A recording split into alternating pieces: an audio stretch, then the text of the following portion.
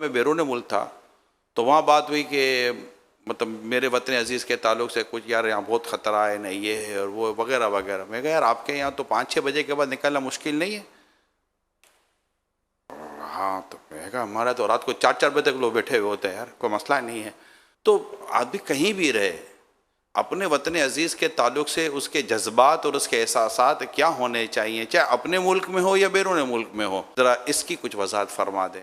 ये मिसाल सोच रहा था कि दूसरों के कोठी बंगले है ना, आदमी उसको देखे, खूबसूरत कलर है तो खूबसूरत कुशादा कमरे, खूबसूरत बेड लगे हुए हैं वगैरह वगैरह वगैरह।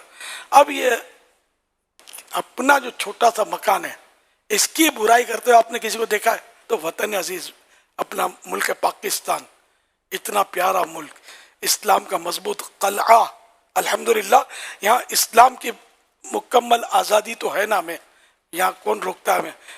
मस्जिदों में अजानें हो रही हैं, नमाजें हो रही हैं और अल्हम्दुलिल्लाह खूब नेकी की दावत की धूमें मचती हैं। तो अब इसको मतलब ये नहीं कि यार यहाँ महंगाई बहुत है, तो ये वाकई ऐसा शख्स है जो बाहर निकला ही नहीं है, तो उसको पता चलेगा बाहर जाएगा तो कि महंगाई बोलते किसको है। जब हम बाहर निकलते हैं ना तो अपने मुल्क की, यानी मैं अपना तजुर्बा, अपना मुल्क मुझे तो सस्ता लगता है जब बाहर निकलते हैं। तो बाहर इतनी महंगाई है, जो हमारे मुल्क में जब दाखिल होते ना तो हट जाओ, मेरा वतन है, यहाँ मुझे कोई हाथ नहीं लगाएगा। जैसे सांस बहाल हो जाती है, ऐसा लगता है आज सांस बहाल हो जाती है।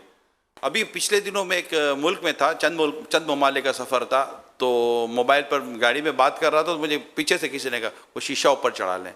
क्यों? वो आप बात करें ना तो कोई मोबाइल छीन के चला जाएगा। मैं कहा यार मेरे मुल्क की मोहब्बत बढ़ा दी आपने ना।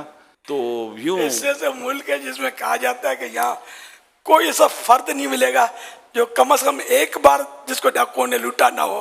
वहाँ यानी कि इतनी लूट मारे कि हर फर्द गोया लूटा जाता है और ठा करके गोली मार देते हैं। तो यार अल्लाह का करम है, मेरा वतन मेरा वतन।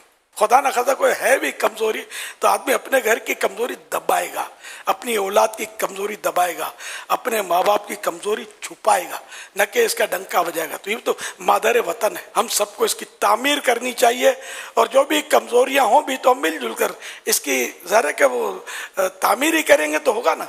इस पर तनकीद करने से इसकी तामीर नहीं हो जाएगी, हम तामीर करते हैं इसकी। अब वो लोग कितने नादान हैं जो कभी पत्थर उठाते हैं, कभी मतलब कार जलाते हैं, कभी। मैं तो इन्हें ज़माने से इस अंदाज का मुखालिफ ही हूँ, ये कोई अक्लमंदी है ही नहीं, इस्लाम ने हमें ये सिखाया ही नहीं है।